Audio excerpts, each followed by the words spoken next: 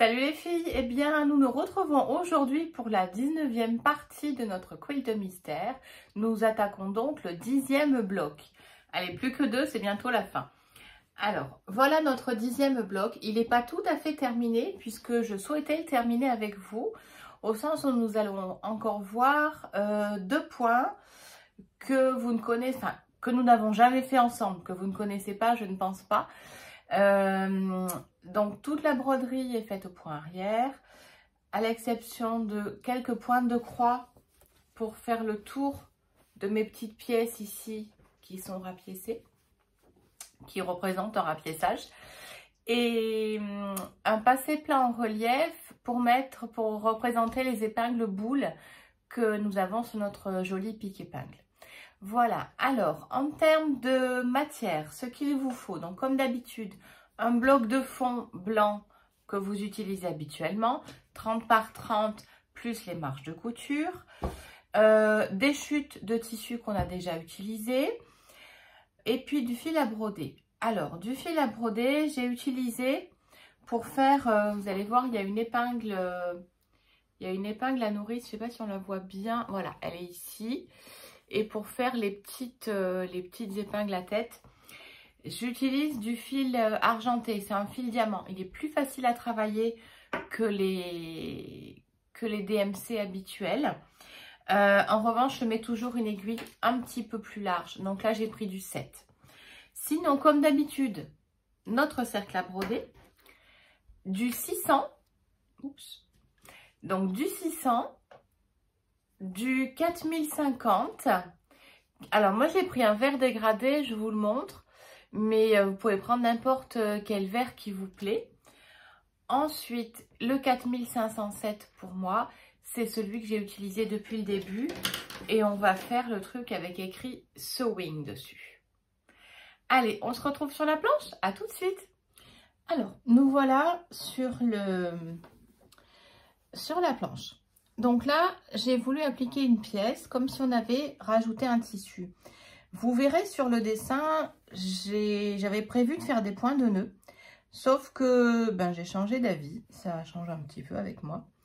Donc voilà, je vous montre comment on fait le point de croix. Donc tout simplement, vous allez en dehors de la pièce. Et vous faites une croix en dedans de la pièce.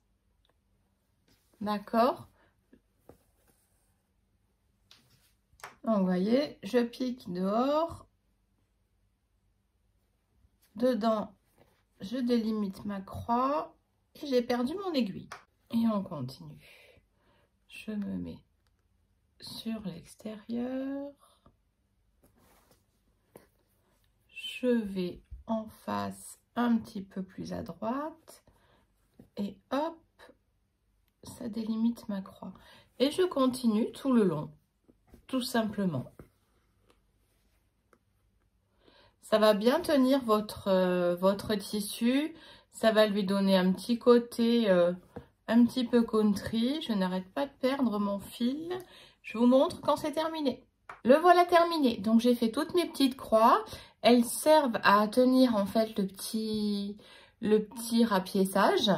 Et maintenant, nous allons faire le passé plat en relief sur les épingles qui sont là. Allez, à tout de suite. Alors, pour donner du relief à un passé plat, ce qu'il faut faire, c'est remplir le dessous en lui donnant une petite épaisseur. Et ensuite, faire du passé plat par-dessus. Ça sert à deux choses. Un, on va éviter de laisser du blanc.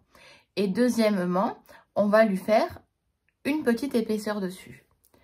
Allez, donc pour remplir en fait l'intérieur, on fait des points de sable, tout simplement. Donc un petit peu partout, un petit peu dans tous les sens. Ça va donner de l'épaisseur. Ouh, je crois que j'ai fait un petit peu bouger. Donc vous voyez, le point de sable, c'est un passé qui est fait deux fois. Je passe deux fois au même endroit. Vous voyez, je fais un point sur l'autre. Alors, j'ai fini de faire mes petits points de sable à l'intérieur. Voilà. Donc maintenant, je vais attaquer mon passé plat. Alors, le passé plat, je trouve que ça ramasse toujours un petit peu. C'est ce qui me gêne un petit peu. Donc du coup, moi, je ne le fais pas passer dessous. Vous voyez, là, je viens de faire ma ligne de là. Maintenant, je vais passer juste à côté et je vais aller en face. Et tout va se couvrir, ok? Et je vais faire comme ça tout le long. Je ne vais pas repasser dessous. Je vais vous montrer. Hop, donc là, quand ça ne veut pas y aller, voilà. Vous le remettez en forme. Je sors en bas, je vais en haut. Et je ressors en haut à côté et je redescends avec mon aiguille. Donc là, je me mets bien sur le dessin, d'accord? Si ça laisse des petits jours, on le fera au retour.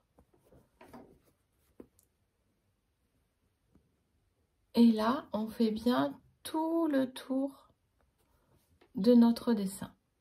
Voilà. Donc là, je vois que j'ai laissé un petit jour, donc je vais aller piquer entre les points que j'ai fait et remonter entre les points. Donc comme ça, je n'aurai plus de jour. Je vais un petit peu avec l'ongle le travailler. Là, pareil. Vous voyez, je regarde où je vais redescendre. Je le mets bien là. C'est moins facile en vidéo. Je suis de moins près. Voilà. Donc, je vous montre en fait dessous. Donc, vous voyez, j'ai bien mes points de sable, mais en aucun cas, mes fils repassent dessous. Voilà. Tout simplement pour ne pas trop tirer la matière, que ça reste bien plat, que ça ne fasse pas un ramassis et une boule dessus. Voilà. Donc, allez, je termine et je vous montre. Voilà, donc je viens de terminer le passé plat. Alors, je voulais vous montrer aussi le point arrière. Donc, le point arrière, là, j'ai pris un fil qui était, vous voyez, c'est le fameux fil diamant. Donc, c'est un seul brin, il est constitué de 3. Et donc, c'est à ce moment-là qu'il faut prendre une aiguille un petit peu plus grosse. Alors, le point arrière. Vous commencez donc par faire un petit point devant. Et ensuite, vous ressortez. Et vous allez en arrière systématiquement. Ça s'appelle aussi le point de piqûre. Hop, voilà. Je ne sais pas si vous voyez bien. Hop. Donc, je passe derrière et je sors devant. Je passe derrière et je sors devant. Alors là, je l'ai fait volontairement un petit peu gros.